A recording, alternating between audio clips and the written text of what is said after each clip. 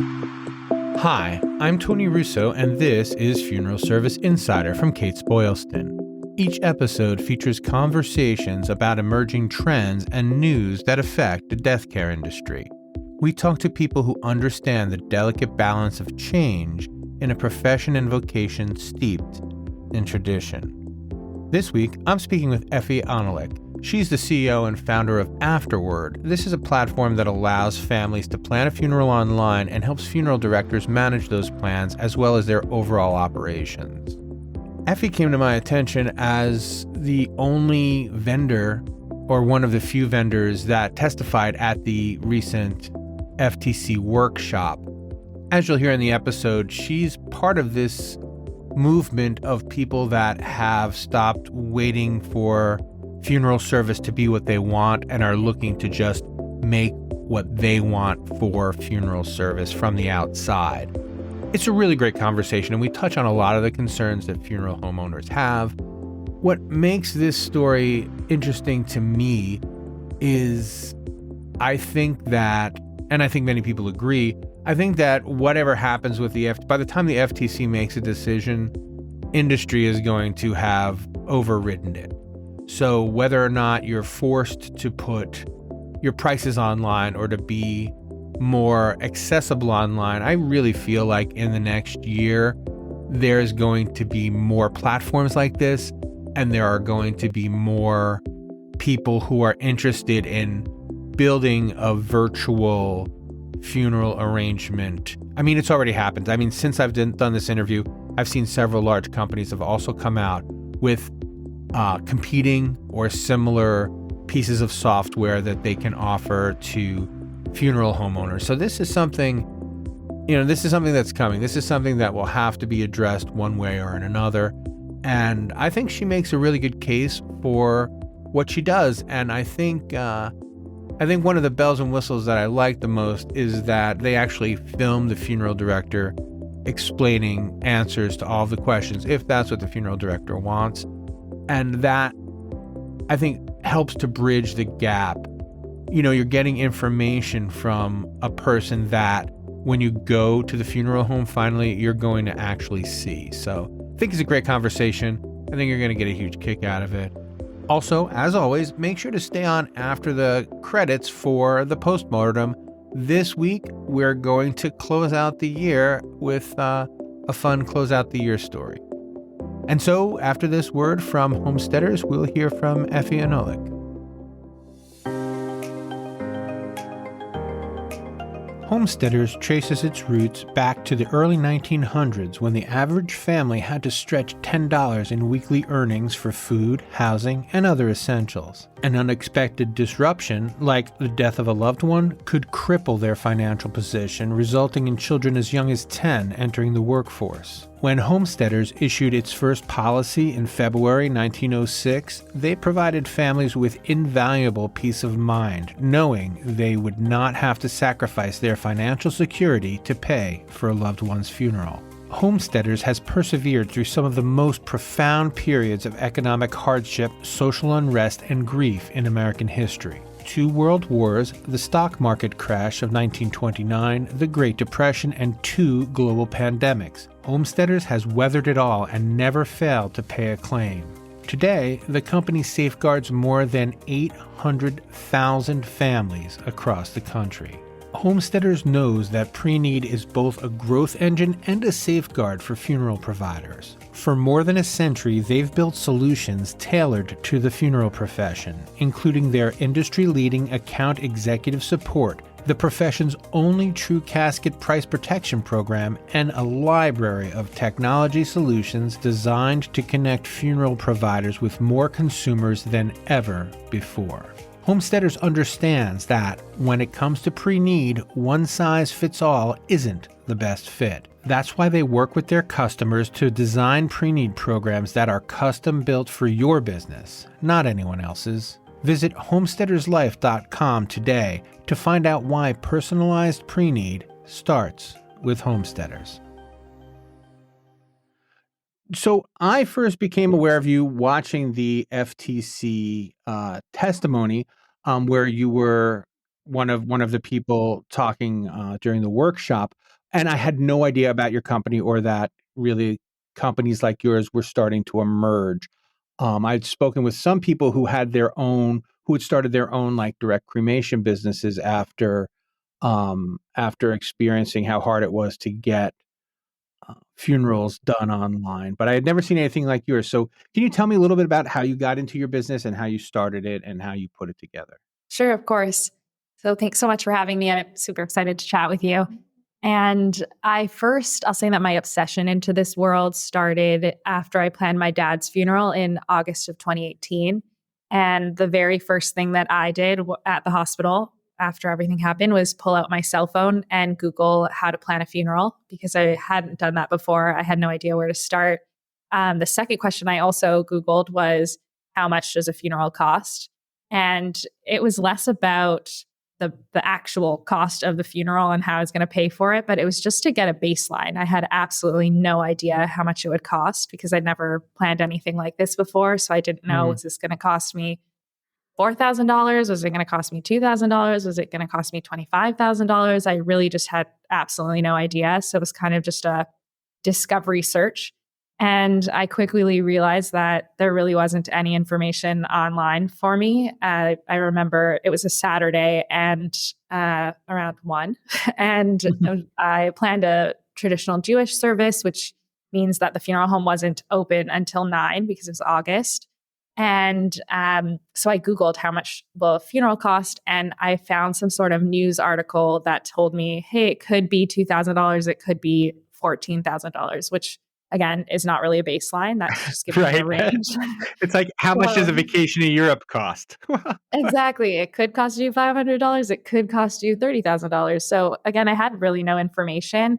And it was maybe the second time in my whole life that I had talked to someone face to face to make a purchasing decision. So for me, not only was it the most difficult experience of my life, it was also very foreign to me because for everything else, I go to my computer and I research Mm. how much is something going to cost me? What are the different features I should be looking for? And make decisions that way. So I really just started obsessing into this and trying to figure out why this experience was just so different from everything else I had ever done. And at the time, I was working at Shopify, which is a big e commerce company, and I'd worked there for 4.5 years. And so my whole life was essentially e commerce and shopping online. And so I, again, just really, really started fixating on this. And of course, as you know, of course, the funeral is a small piece of the many decisions and tasks that you do after someone dies. So, of course, closing his estate and doing everything around his accounts was also something that was quite manual and different Yeah. from everything else I had done. Doing these, even just doing these stories every week, and it, it's intimidating in advance. I haven't had to plan a funeral yet, and I for setting aside the funeral, the closing the estate, and I've done stories on people who will do that for you, and there are the people with the means are just like, yes, here's a check, tell me when it's done, because it's so much to do, and you're not in Yeah, really a good condition to do it. I would say, I mean, even similar to the funeral side of things is you just don't know what your options are. And when it comes to like estate planning, for example, or closing estates, closing accounts, you don't really know where to start because you don't know what it is that you need to close. Like, do they have a Netflix account? How many bank Right. accounts do they have? What different other, is there a transponder in their car you have to cancel? Like you just have no idea. So it's really, I would have wanted that to be digital also, but that's a conversation probably for another time. That's next quarter. Exactly. And so how did you make the leap to build this apparatus? Who did you talk to, and how did, because one of the things that's important for me editorially is that increasingly, I think I told you this during our initial interview. Increasingly, I'm talking to young women who don't have any funeral experience, who aren't funeral directors, who did not go to mortuary school, I guess is the way to put it, but who felt like they had a way to solve their own problems and just went along and did it. So, how did you decide to make this leap, and what were kind of the steps you took? Yeah. So I told you how I got into this, but I didn't exactly describe what Afterward is. And so we're a software provider that helps funeral homes serve families in person and online. And so we have an online planner that uses video content to educate families through their decisions. So instead of showing them here are three different packages written out as your GPL's written out. So in funeral speak, telling them, pick something with an alternate container, pick something with the transfer of the deceased, and so on. We approach it with questions. So we ask them, do you want to see your loved one before the service? Here are the three different ways you could do that. Do you want to bury this person regardless of disposition, and so on? So really just giving them the information. And then, of course, we have essentially an operating system for funeral homes so that you don't need to type in the person's name 7 different times. So we also do case management and websites, register books, and so on. But primarily the thing that makes me the most excited is the online planner. And that's really to allow families to make decisions online if they wanted to, as well as come to see you. So I'll say that, oh, sorry, go ahead. So the online planner, from a funeral home's perspective, also has kind of a marketing piece where you don't have to do it right now. You can go and browse on this website about how to plan a funeral and get an interaction. You don't have to be an at-need family to take advantage of that. Yeah, you could do it for pre-need or at-need, of course, imminent pre-need. And we suggest that you use videos of the funeral home owner. Typically, it's that or one of your funeral directors.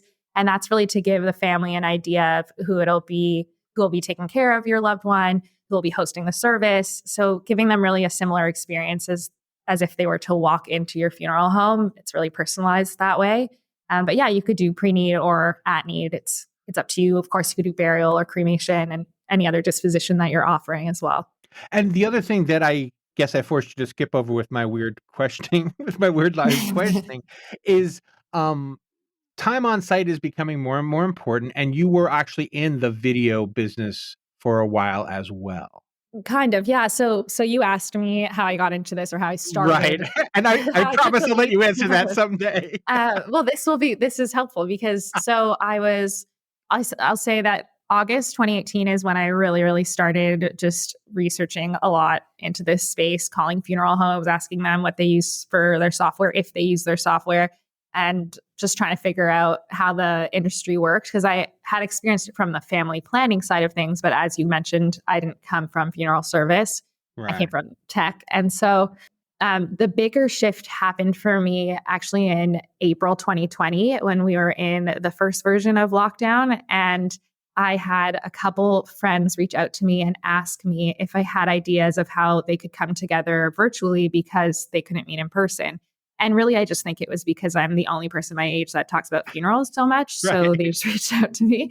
They were, my friend's grandma passed away. What would you do? And so after the third person asked me that, I was like, I could probably put together a website overnight and see if anyone else wanted help with this. And so we actually did, for the first 2 years of the pandemic, we did virtual memorials and live streams with families. So we worked with over 450 families. We asked them 1,000,001 questions about how they picked their funeral home. Did they know what mom wanted to do for their service? What are they going to do with dad's ashes? And so on. So very different than, of course, not exactly funeral service, but we did work directly with families planning their virtual services and their live streams in partnership with some funeral homes. So that was really, really interesting. And then in April of 2022, we shifted back into software development, which is my business partners and my background.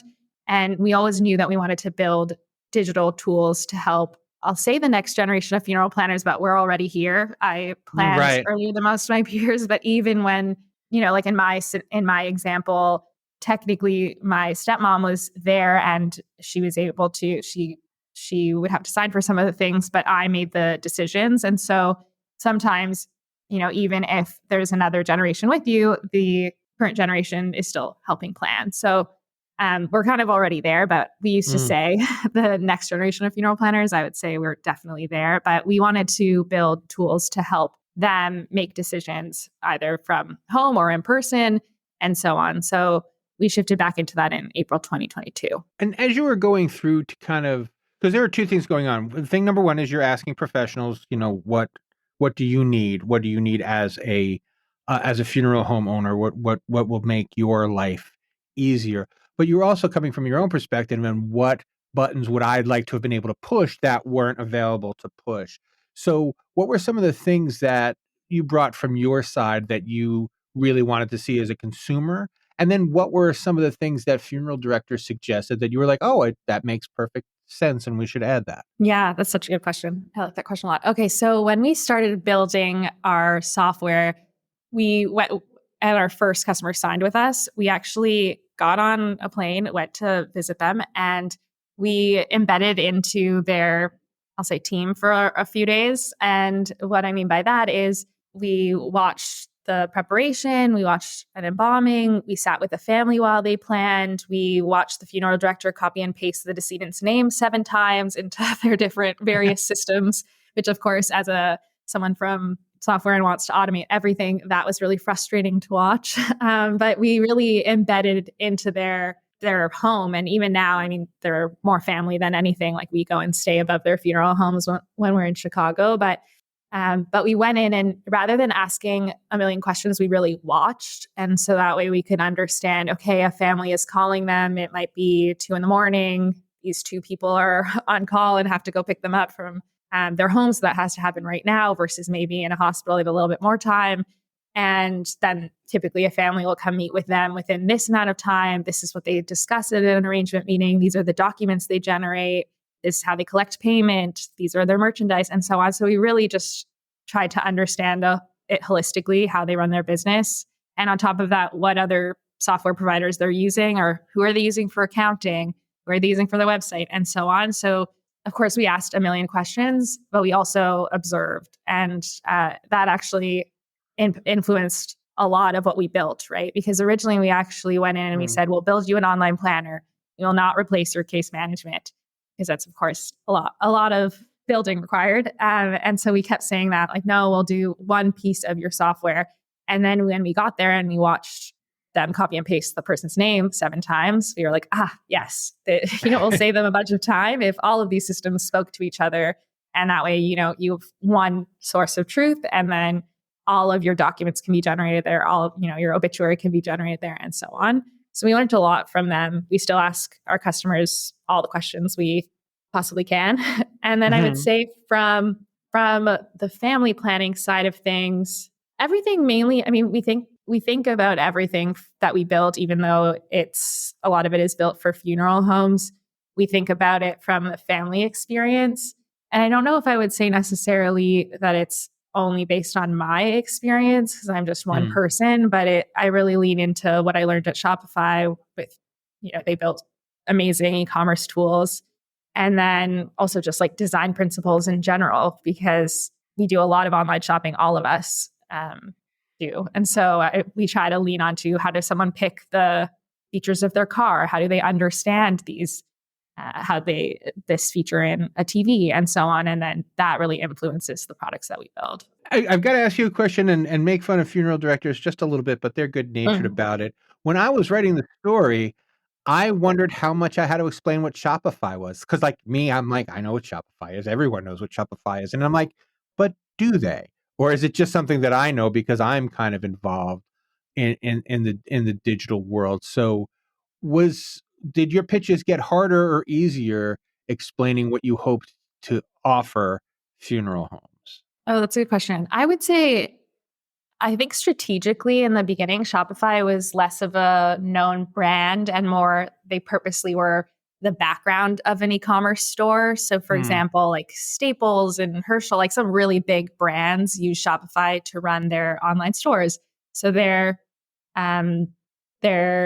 really the back office for an e-commerce website. So that's a good point. Probably there's no reason people should need to know that unless they are a retailer unless they're a retailer really, but they're a pretty big brand. I think they're a publicly traded company. The last that I saw, they had over 1 million stores that were active on them. So they're quite a big commerce company or a big tech company. Oh, yeah, no, absolutely. It occurred to me that if there was any group of people who you couldn't just say, well, this is the Shopify for funeral service, it would be funeral directors. Oh, absolutely. Yes. No. We typically will just say, oh, well, I worked at Shopify, which is a big e-commerce company. My business partner, Zach, he worked at Google, then started another company that was acquired by Workday. So we'll just kind of like mention the names. And then I don't think that they're not, rightfully so, not in the tech community. So maybe the only name that's relevant from that would be Google because everyone uses it.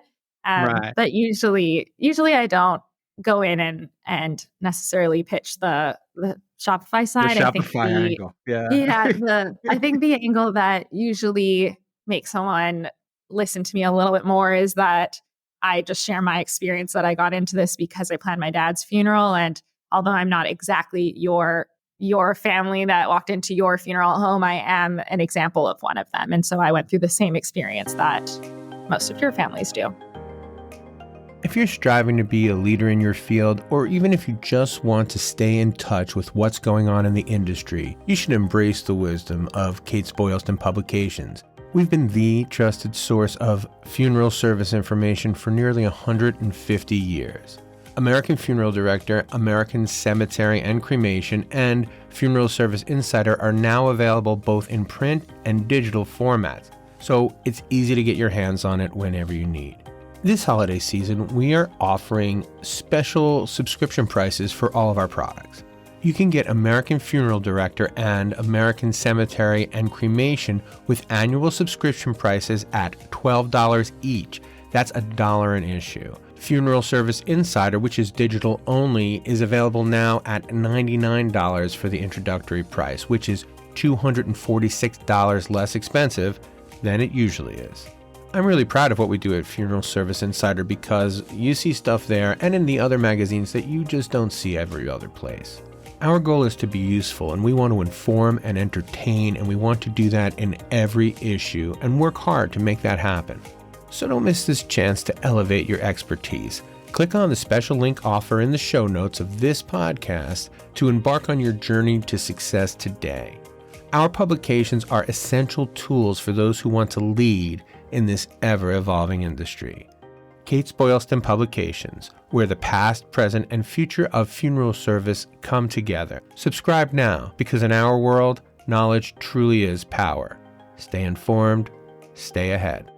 And the other thing that I wanted to ask before, when you were talking about making the late calls, do the funeral homes you're working with now, when they make those late night calls, do they say, if you'd like to, you can go look at our website for answers right now?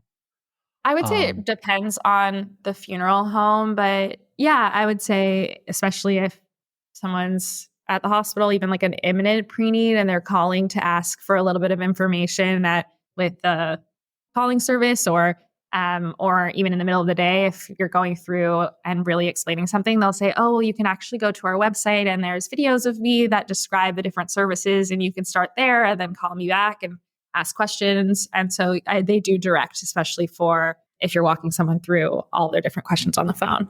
And for me, if I were a funeral director and a business owner, I would like the idea of being able to talk directly to people on video. Have you had trouble convincing funeral directors that was the case? Have you had to do a lot of these on your own, or are they usually comfortable making the videos? Because I think it's a slam dunk that I want to make my own videos for my own funeral home. Yeah, well, there are a couple ways that we do that. I'd say the most common is that we actually bring a videographer on site with one of us, usually me, and it's more of a conversation with the funeral director. So they're not memorizing any sort of script, because again, this is something that they talk to families about all day, every day. They don't need a script. It's just how we want it to sound like would in an arrangement meeting. And so usually we'll go in and film with them. Alternatively, some people are working with other marketing companies, for example, that help them make video content for their space, which I argue that everyone should do. It's great. Video really converts well. It really explains things well. So sometimes they'll do it themselves that way. We'll just give them a list of questions to cover. And then the other options is, if they are comfortable, they can use me as their host. They can use images instead. But of course, video is much more informative, because someone can, if you're sitting there, I spent hours and hours and hours at the hospital not sleeping. So if I had the option to be watching videos, that would be helpful in a few days, that would have been nice. But yeah, so I would say we go to them usually with a videographer and film it, but they can also provide their own, or they could use me as their host. I'm going to switch gears here a little bit and start to talk about the FTC workshop, because what I thought was really interesting about you and your testimony, it was as if there were two sides and you were kind of standing in the no man's land between between these two kind of warring factions of everything absolutely has to be online yesterday, and we need to maintain control so we can serve families in the way that we know how. So what was that experience like for you? How did you get involved and how did you get invited? Yeah. So we got involved originally, like many, many other people who submitted comments for that they had requested comments from the public at one of the times. And what we did was we crawled every single funeral home website that currently exists in the US to try to figure out what percentage of funeral homes have some sort of pricing online. And if they do have it online, where is that on their website? So for example, is it hidden somewhere within a page that's, FAQ, here's a link to our GPL, or is it in the footer, or do you have a service section on your navigation and it's within that? And we did that because, again, we didn't really have a starting point. So we wanted to know Right. how many people are already doing this. And then I think we reached out to the FTC about our comment, and we just wanted to know, like, would this information be helpful to you, or I have a lot of opinions about this. And so we just started kind of talking to them here and there. And then eventually, a little bit before this workshop, they asked if I'd be interested in going, and I was very excited to be going. And can you give me maybe a highlighter and a lowlight of your experience there testifying at the FTC? In general, it's really, to me, it was really cool because, the FTC hasn't amended this rule in 30 years. So being given the opportunity to be there at such a rare, event was really, really cool for me. Mm. Also, most of the people that were on the panels were parts of organizations like the NFDA or the consumer side of things, and we were a vendor. So that was pretty interesting, just kind of like a different take on it. I don't know. I think the one of the highlights was in the first panel. I forget his full name, but it was Dr. He owns a funeral home. Harry Close. Dr. Harry Close. Yes. So he was really interesting because he was essentially saying, for the organization that he's a part of, they don't believe in online pricing, but him personally, they put their pricing online years and years ago, and their revenue had increased by 12%. And so that's just like such interesting data. And so I would say that was a big highlight of mine. And did you speak with many funeral directors there? Did anyone approach you about afterward? Sorry, after your After. Did anyone approach you about your company, which is called Afterward, after the testimony? A little bit, I would say. For the most part, we were all there just to discuss online pricing, so it was less of a business thing. But I did see a bunch of them at the NFDA a few days later, so it just was an interesting place to meet people. And I'm sorry, so you went to Las Vegas? Yeah, we were in Las Vegas. Well, now's the part where I ask you, was that the first one you'd been to, and what was that like? That was the second NFDA that we exhibited at. I had been to the NFDA in 2018 in Chicago, and then we went to the one in 2021. I think that was in Nashville. So we didn't exhibit there. We just went to some of the talks and walked around. But this was the second year that we exhibited, and it was good. I would say people are more open to chatting with us. It's an interesting industry to join. But it was fun. One of the things that I think I recall it from the FTC testimony, but it's testimony that I've heard somewhere before, is sometimes you'll go into places and they will just have still paper. They'll be like, yes, eventually we're going to put all of this stuff on the computer. One of the difficulties that I know, one of the things that we ask almost everybody who has a tech solution is, funeral directors are always afraid that you're going to say, here, where are the bells and whistles? Like, they're going to buy something and then they're going to find out that they should have bought something else, and this seems like, and I don't want this to be a softball question, but it seems like a kind of all-in-one solution, especially since it has the case management aspect to it. So, do you find much like kind of ambivalence or much fear when you're talking to funeral homeowners about what would come next after the big installation? That's a good question. I would say maybe a slight majority of funeral homes that we speak to have some sort of software in place. And even the ones that do paper and pen when they're talking to a family are still using software solutions for things like their website to put obituaries up. For a lot of the state registers are online. So sometimes it's fun to chat with someone who tells me that they don't use they use paper and pen, but then they're kind of forced to do it anyways because they need to enter it for their accounting and so on. So I would say for the most part, people are using software in some capacity.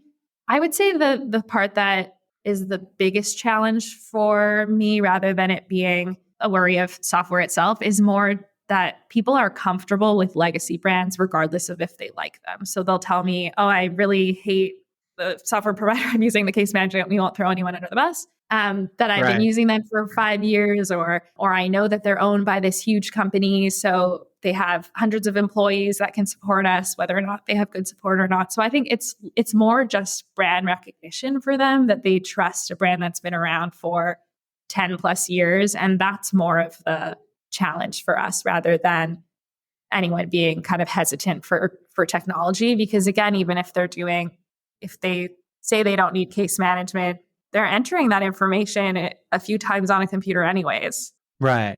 Well, I kind of think of it like your bank can almost do anything to you, because it's, after a while, such a pain in the neck to change banks that eventually you just kind of have to put up with whatever they do. Or otherwise you have to take a spite week off of work to go and change all of your payments all over the internet. Yeah, it's definitely something that is easy to say I will do tomorrow rather than today, especially because funeral directors are so busy. Like, the amount of work that goes into putting together one service is mind-blowing. So that makes a lot of sense. I would also say the other kind of factor that works against us, and it kind of reminded me when you mentioned the bank idea, is that in many cases, funeral homes have already transferred from one case manager to another and maybe have lost some data, or there's data is in a format that they can't understand. And so, of course, even though we're telling them, hey, our data migration's great and you won't lose any data, they've been told that before. So yes, on top of kind of double down on your bank analogy, it's similar in that way too, because it's time consuming to move over. You have to, even though afterwards incredibly easy to use, and I'd argue much easier to onboard a new teammate, you do need to teach all of your staff how to use something different. And so it is some work for them as well. But I would say the two main factors that we kind of come up against is just everyone's very busy, rightfully so. They're helping families. Right. It's more important. And then also that they've probably moved from another system before and lost some data. Excellent. And we are kind of coming up against it. So I'm going to ask you my famous final question, which is, did you get a chance to say everything you wanted to say? Is there something I should have asked and I didn't, or something that you thought you'd get a chance to expand on and I didn't provide that? I'd say the only thing that maybe I'd like to reiterate for listeners and just the industry in general, because I think there's a little bit of an apprehension for posting any sort of pricing online. And I would say that, and just like software in general, that really, regardless of age and generation, there will always be people that want to plan in person with you. And that will never change. It really is regardless of age or generation.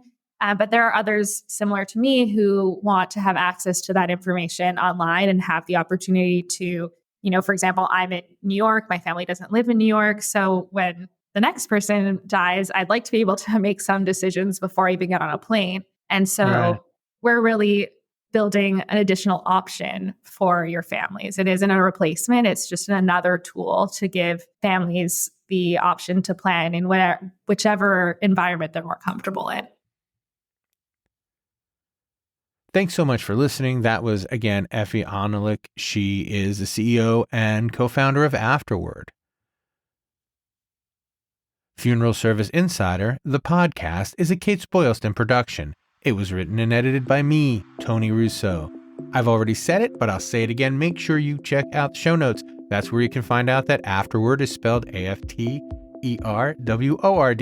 You can get a link to the original story if you're an FSI subscriber, and you can reach out to me with any questions, concerns, suggestions, or criticisms. Love to hear from you. Always appreciate the feedback. Finally, if you haven't subscribed yet, please do. You can subscribe any place you get podcasts. And if you're listening on your computer, you should be able to click through to our website and find where you can subscribe there. And now, one final word from Homesteaders before the postmortem. Homesteaders traces its roots back to the early 1900s when the average family had to stretch $10 in weekly earnings for food, housing, and other essentials. An unexpected disruption, like the death of a loved one, could cripple their financial position, resulting in children as young as 10 entering the workforce. When Homesteaders issued its first policy in February 1906, they provided families with invaluable peace of mind, knowing they would not have to sacrifice their financial security to pay for a loved one's funeral. Homesteaders has persevered through some of the most profound periods of economic hardship, social unrest, and grief in American history. 2 world wars, the stock market crash of 1929, the Great Depression, and 2 global pandemics. Homesteaders has weathered it all and never failed to pay a claim. Today, the company safeguards more than 800,000 families across the country. Homesteaders knows that pre-need is both a growth engine and a safeguard for funeral providers. For more than a century, they've built solutions tailored to the funeral profession, including their industry-leading account executive support, the profession's only true casket price protection program, and a library of technology solutions designed to connect funeral providers with more consumers than ever before. Homesteaders understands that when it comes to pre-need, one size fits all isn't the best fit. That's why they work with their customers to design pre-need programs that are custom built for your business, not anyone else's. Visit homesteaderslife.com today to find out why personalized pre-need starts with Homesteaders. And now, the postmortem. As this is our last episode, the first thing I want to say in this postmortem is thank you so much for listening. Thank you to all of you who have been with us, very many of you since the beginning, and more of you join each week. It's a pleasure to know that you're out there listening. Enjoy the rest of the year and enjoy the new year in whatever way you see fit. There's a little thing from me in the most recent American Funeral Director, and it talks about how the idea of tradition is fine, the idea of tradition is great, and it helps us to remember who we are and where we come from. But the more important part is enjoying being with whomever you're with, whenever you're with them, treasuring one another, and no matter which winter holidays you celebrate, I think the main point is to be grateful for the people around you, to be grateful for the people that made you better, to be grateful for the people that almost made you worse, but you overcame it, and to be grateful for the people who made you worse and you didn't overcome it, but you learned a lesson. So just thank you so very much, and I hope you have a fantastic new year. I also want to let you know that Funeral Service Insider's year-end review will be out on December 21st, and that's later on this week, and that should be available to pretty much everyone as a thank you for people who are just paying attention to us, and also as a little insight into the kind of work that we're doing over here. For those of you who don't know, Funeral Service Insider is also a weekly newsletter, and every week I write two different news stories about funeral service. These are reported and they're edited. It is not bloggy. It is not opinionated, although I get an editorial and I will take the occasional cheap shot in the editorial. I'm not above it. But we're all really proud of Funeral Service Insider. So I think I'd like to invite you to take the opportunity to take a look at the stories that we ran this year and to see the kind of stories that you would have had if you were a subscriber. And of course, as always, Thank you so much to our subscribers for all of your feedback on the stories we write and for keeping me honest when I slide. Finally, not so much predictions for the new year, but an observation of trends that I think we're going to see more of. Certainly, this is an appropriate episode because the FTC thing is going to continue until it stops, whenever that happens to be. And we'll have to deal with whatever they decide we'll have to deal with. You know, it's the privilege of living in a democracy. The other thing that I want to kind of call attention to, because I've done a couple stories this year and I already have a couple queued up for next year, is the interesting balance, the mild, weird tension that sometimes arises between some funeral directors and some death doulas, or sometimes the hospice people, or just the end of life, the emerging end of life industry in general. Last month, the NFDA was one of the big sponsors of an End Well event, and that was more end of life care focused. And end of life care has always been an emerging topic. It may be among the topics that we're talking about throughout 2024. Not telling you anything you don't know, but as more of the baby boom generation starts to die, they are going to want special care. The baby boomers have always wanted special care since they were literal and actual babies. That's not going to go away. So this is their last gift to our culture, their last demand of our culture, is that we take the process of death and dying, and not just the process of having been dead, a little more seriously. That's my guess based on the reporting that I've done and the reporting that I know I'm going to be doing this year. Also looking forward, I have an Aquamation story that just came out in the beginning of December. That's certainly worth reading. It's the first standalone Aquamation facility in the country.